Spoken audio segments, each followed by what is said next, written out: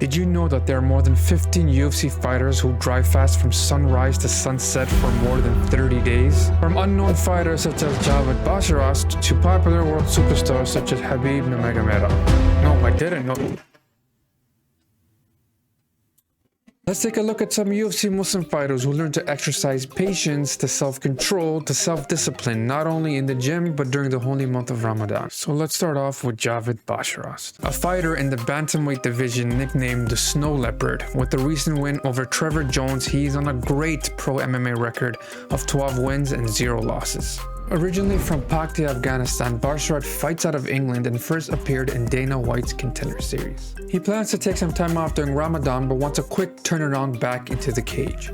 One of 3 fighters from Afghanistan, he vows to become the country's first ever UFC champion. Next is Nasrat Haqparast. God, the judo knockout was bad. Let's just skip it and not talk about it.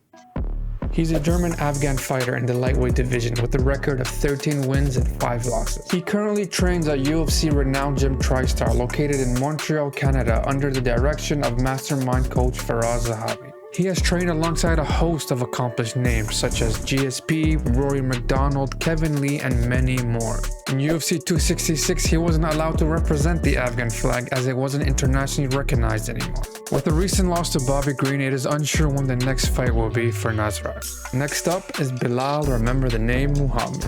Belal is a fighter in the welterweight division with a record of 20 wins and 3 losses. Quite impressive, right? Born in Chicago, Illinois, Belal is of Palestinian ethnicity and has always been vocally supportive of his country. He runs a podcast alongside Jason Anik named Remember the Show, where he has high-profile UFC fighters join in on game events. It's honestly pretty fun. In an interview, Belal stated that he still fights during Ramadan as it makes him stronger mentally, but he does it smart as he surrounds himself with the right people. Next up, Khamzat Chimaev. But I come here for everybody, kill everybody! This dude's a beast. He's a UFC fighter competing in the welterweight and middleweight division. He fights out of Stockholm, Sweden, and is of Chechen descent. He's made the journey of being a UFC superstar a breeze. Khamzat gained his fame while fighting on 2 fight cards back-to-back and completely demolishing his opponents. With only 3 UFC fights, he has barely been touched, had 2 records, and has gotten Performance of the Night bonus twice. Many hail him as being the next welterweight champion and dethroning the current champion, Kamaru Usman. Fun fact, Kamaru Usman's other name is Marty and also Marty Fakes Newsman. Boom, roasted. This mustn't register on an emotional level.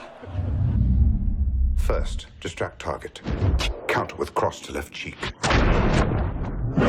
In summary, ears ringing, jaw fractured, 3 ribs cracked, 4 broken, diaphragm hemorrhaging. Physical recovery 6 weeks. Full psychological recovery 6 months. Kamaru Usman has cemented himself as one of the biggest draws of the UFC. He is the current welterweight champion and the #1 pound-for-pound fighter as of today. Formerly known as a wrestler, Kamaru Usman has become an even more dangerous striker as evident of his recent knockouts over top-level contenders. He has had wins over tough competition such as Colby Covington, Leon Edwards, Jorge Masvidal, Tyron Woodley, and many more, beating most of them already twice. Regarding the fighter's religion, that seemed to be a confusing topic as it was rumored he had converted to Christianity not too long ago. On a recent Instagram live, Kamaru Usman clarified the topic. Since we're on the subject, let me answer. Of course, I was raised Muslim, 100%.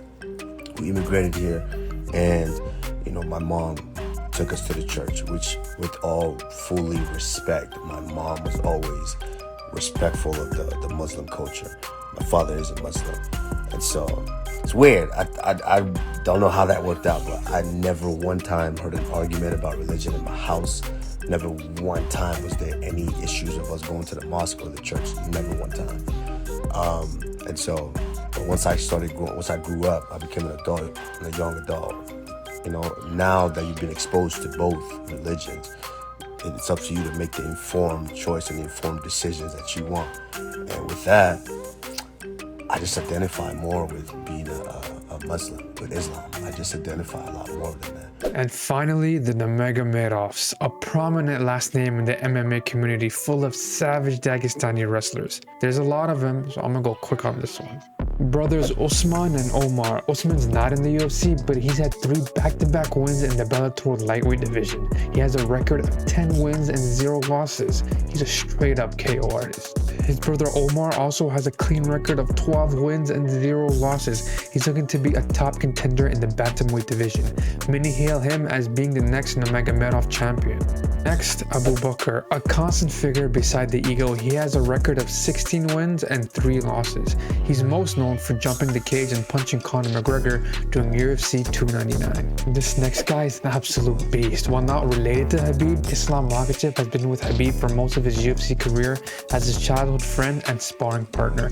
He's on a 10-fight winning streak, and many hail him as being the next UFC lightweight champion. Finally, there's Khabib Nurmagomedov, the current most popular Muslim athlete in the world, having a dominant record of 29 wins and 0 losses.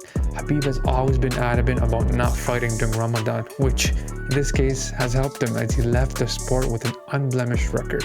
The thing is, having self-discipline isn't enough on its own for these UFC fighters to survive fighting through Ramadan.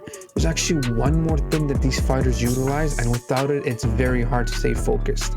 That's why you shouldn't ignore this next video, as it shows why and how Khabib has utilized this key element to be 10 times more powerful in self-discipline.